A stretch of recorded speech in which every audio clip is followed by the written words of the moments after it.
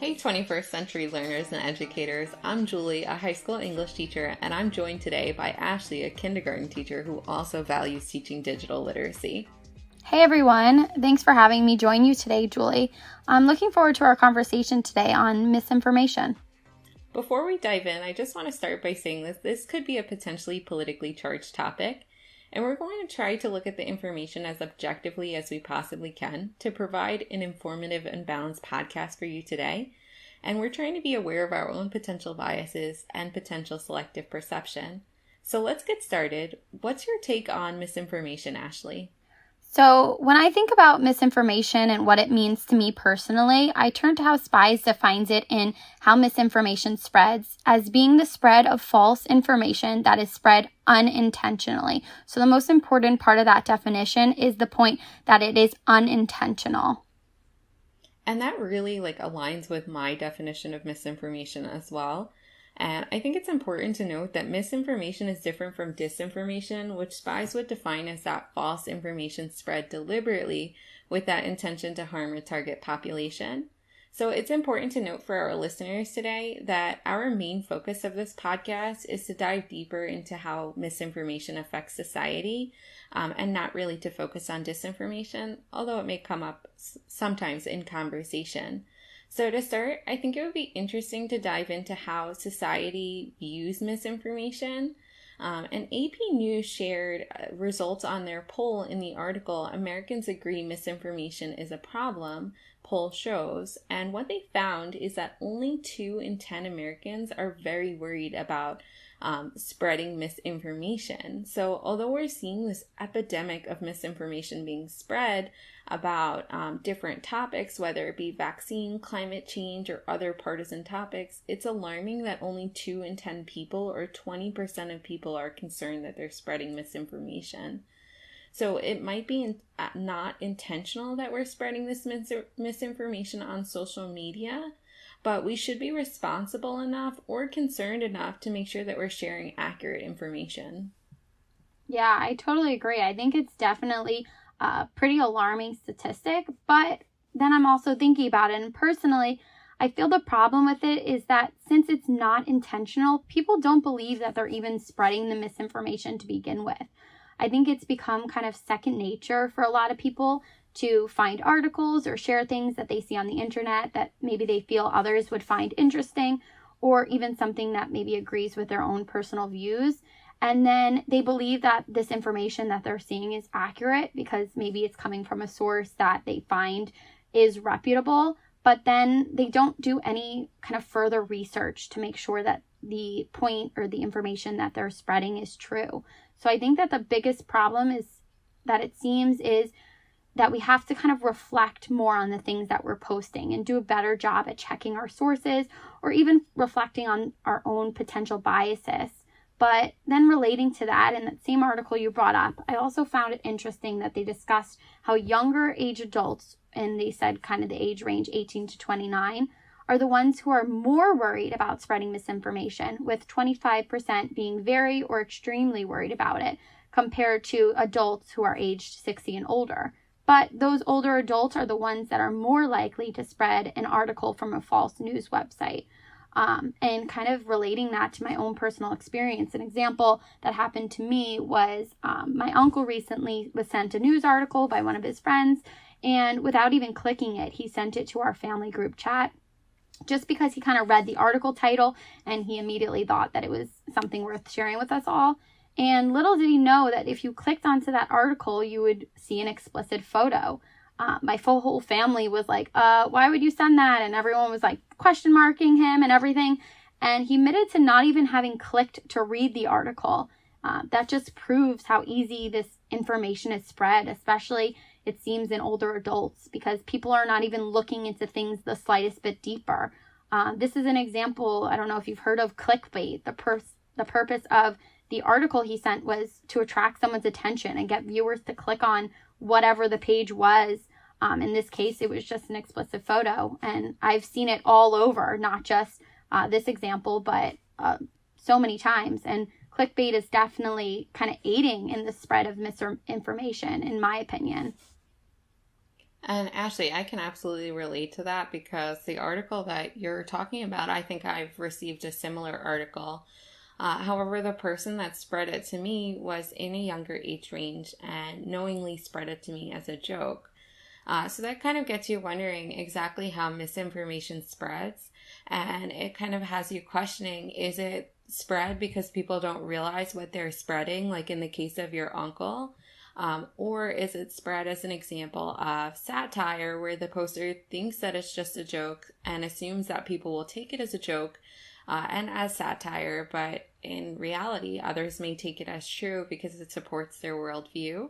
So that may have started as like disinformation, but kind of transfers into misinformation because the people who are spreading the information further down the line aren't aware of the fact that they're spreading misinformation potentially, or that others may believe it. Yeah, exactly. I think kind of both examples that you brought up were definitely, that is how misinformation is spread. In the case of my uncle, like you said, he really didn't know that he was spreading something so easily. Once he kind of found out and quickly realized, it could have saved him a lot of embarrassment if he kind of would have just actually clicked on the article and saw that it wasn't even an article to begin with. But you also brought up that things at first could be spread as a joke. And like you said, could be a little bit more like disinformation, but it definitely happens. And taking a second to just think about how misinformation spreads, I would say a lot of it comes down to social media. We're living in a time where things are spread so quickly and so easily because we have the world at our fingertips. We have all these smart devices that make it so easy to send out information or to share things. Celebrity death hoax, they're the perfect example of misinformation being spread like wildfire. There's been so many examples that I've seen or I've heard about, but kind of one, just to give you an example that stood out to me just because I was a crazy Justin Bieber fan, was when all over Twitter people were posting RIP Justin Bieber. I nearly had a heart attack. I remember freaking out. I remember calling one of my best friends who was also obsessed with Justin Bieber. And when you see something like this all over and people keep posting about it, it blows up and people believe it. I mean, like, I know I believed it. My friend believed it.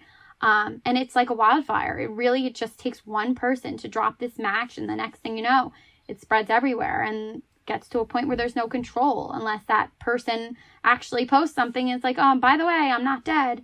And I've seen that. I'm sure you've heard about it too. A million of these death hoax too. And it's just an example of misinformation being spread so easily.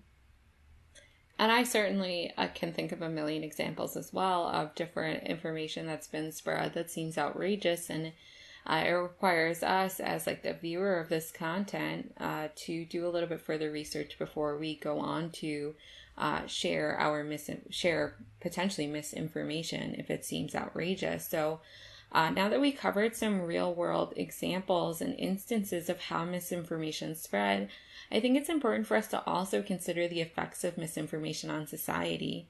And as Spies points out in How Misinformation Spreads, not even all social scientists agree on whether or not misinformation is as harmful as others make it out to be. And I think in this article, Spies does a good job balancing the two viewpoints on misinformation. Where on one side, social scientists are worried about the polarization of political topics and how it can lead to echo chambers in social media where people discuss only politics and current events that support their worldview, and they're only exposed to those opinions that support their worldview. And on social media, when someone is in one of these echo chambers, their beliefs are just reaffirmed through likes and shares. And some social scientists fear that this is leading to the development of extremist political views because people are depending on that social media site, either only following people with similar viewpoints, or it could even be that the algorithm is presenting content to them that they believe viewers would align with and engage with.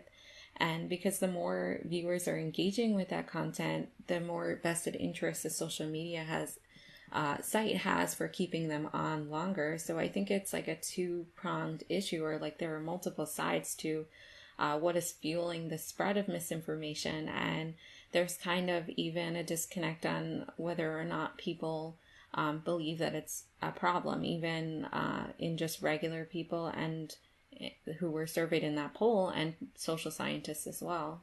Yeah, exactly. And you brought up the point of algorithms, and kind of just a personal example. I know when I'm scrolling through my own TikTok feed, videos that are coming up on my For You page are videos based off of my own interests. And that's definitely no coincidence, because I spend a lot of time liking or viewing those videos that interest me most.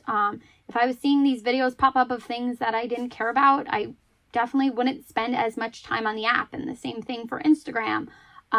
Those things that are coming up on your kind of share page are the ones that are going to interest you and keep you on the app. It makes a lot of sense why they would be using these algorithms in order to kind of keep you interested. And that kind of relates to misinformation too. They're going to be sharing, or you're going to be seeing these ideas or these views that you have similar interest in. They're not kind of going to be showing you the other side of everything because they want you to stay on their app. But also thinking about another effect that misinformation has on society. Looking at that article you brought up, there's a quote that says, "If we overstate the problem of online dis and misinformation, we run the risk of unnecessarily undermining our faith in the institutions and knowledge sources that we depend on, like news outlets, public health authorities, and government statisticians." And I can see that happening. I don't know about you, but I have seen more and more people feel like they can't trust the government, or they can't trust these people that are making these important decisions in our world. Even news outlets, some people listen to one kind of versus the other, just based on their political views. So how is it that the same news that is supposed to be factual becomes something that maybe isn't? Why do we choose to watch one news source over another, or read one newspaper versus another? Actually, I saw this meme the other day that kind of relates to all this, and it said, "Everything I find that agrees with what I think reminds me how right I am." So this type of confirmation bias is what has been fueling misinformation. It's easy to spread something that mimics your own beliefs or opinions. Of course, I'm not going to start posting all this stuff that does not agree with what I believe in, because it would seem that I don't believe in what I actually believe in. So where is this line drawn now between facts and opinions?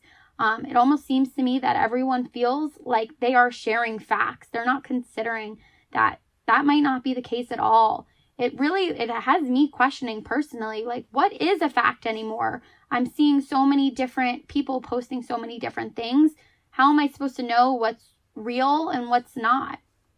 And I think that to draw from that point, Ashley, I think there are so many battling statistics that all seem like fact that debunk someone else's viewpoint. So it is really hard to determine what the truth is and how to cut through that fat and get to like the heart of it. And we're certainly seeing that even in recent times, that there has been a real argument about fact and fiction surrounding the COVID-19 vaccine. In a lot of ways, I don't believe that there has ever been so much outcry and question about a vaccine that I am personally aware of. And it seems like this could be potentially in part due to the spread of information on these social media sites that support two very different viewpoints. And now more than ever, it feels like we're questioning what is fact, what is fiction, or I think at least we ought to be wading through viewpoints from both sides and doing research beyond just what's on social media to come to our own conclusions about what is true. But I do believe in the past there has definitely been less question of the government and the CDC, and it wasn't so prominent. So I think the information age has fueled some of this question and some of this misinformation that's being shared as well. Yeah, I mean, you brought up the vaccine, and me and a family member were actually recently talking about this, and how we were both given vaccines our whole life from birth to our school years, and they were even necessary just to be in school. And no one, at least that I know of, really seemed to even bat an eye about it. If a doctor told you you'd be getting whatever shot that day, it seemed to just be something that was kind of second nature. I remember every time I would go to the doctor, I would ask my mom, I'm like, please tell me I'm not getting a shot today. Most of the time it was yes. But Now with this vaccine, it seems that people are questioning it a lot more. And I think this can kind of go back to what I brought up about no longer kind of trusting the government or trusting the CDC or trusting whatever health authorities. And because misinformation being spread, I think it's so difficult to know what to believe anymore. Even sometimes I feel like I get confused too about what I believe in and what I think is right and wrong, just because I'm seeing so many different viewpoints. It gets a little overwhelming sometimes. Yeah, and I agree. I think I'm questioning things more now than I ever have, just because there's so much out there in the way of information and misinformation. And I think on some level, we can all agree that information and misinformation is being spread now more than ever. But I think the thing that we're not all in agreement on is about how important the spread of this misinformation is, or how often it's being spread, or how much it affects society. And I think it's really hard to draw the line between how harmful misinformation is, or how worried people should be about sharing it. Because in a lot of ways, the harm, or even lack thereof of harm, hasn't been fully realized yet, due to the fact that social media companies don't want to be transparent about the information that is shared, who is sharing it, or how often it's being shared. So I think that the problem is larger than even just a personal problem where people are spreading misinformation. It's also the profit model that these social media companies rely on in engaging viewers. So I don't know that how clear the research has ever been or will be about what's driving and determining this misinformation. And it's hard to determine how large a problem misinformation is, and also like how much it's affecting society without clear information from social media companies. So I think there's a bit of a question on whether or not misinformation is a symptom of how society reacts to one another, or if it's actually changing our behavior, and this polarization has always existed. And I think until there's like more transparency from social media outlets, I think that there will always be some question and debate about how harmful this misinformation is and how often it's being spread as well. But even so, I think that it's important for us as teachers and educators to consider, in this age of information, how we can educate our students to be a little bit more cognizant about the information that they're sharing, so that they are basically looking at the credibility of that information and the validity of it as well. Knowing that there's this huge spread of misinformation, I think it's important, especially as educators. We know our students, younger and younger, are being introduced to social media. So they're definitely seeing misinformation being spread every day, whether they know it or not. And we also know children tend to be sponges. They take in everything, and they might not really be considering whether things that they're seeing are true or not. But I think it's important as educators that we need to make our students aware of misinformation, kind of let them know what it is, teach them about the importance of using multiple sources, doing their own research, and then coming to their own conclusions based off of those things. But we definitely need to train our students, I think, to be better consumers of information in general. I completely agree, and that's definitely a focus in my classroom as an English teacher, looking at the credibility of sources and deciding whether or not they're valid. So something that's important to me. And overall, this whole topic of misinformation is a complex topic, and we're just scratching the surface on this podcast. And there are limitations even to the discussion that we had today, but we hope that you enjoyed this brief introduction to misinformation, and we hope that it was meaningful for you. And if you take one thing away from it, we hope that you're a little bit more cognizant about what you're sharing, what you're viewing, and that you question, do you feel like what you're sharing is real, or is it real fake? What are the motivations for why you're sharing it? Are you finding yourself in that social media echo chamber? How do you think that is affecting your worldview? And what do you want to do to change it or not change it? And I think these are questions that we need to ask ourselves to be part of a safe, healthy, and collaborative digital society. So thank you again for joining me today, Ashley. I really enjoyed your input, and I hope all of our listeners did as well. Yeah, thanks so much for having me. I enjoyed our conversation, and I definitely think it's going to benefit others to consider how misinformation affects their lives and even spend some time reflecting on themselves and their own societal impact. So thank you again. Thank you, Ashley.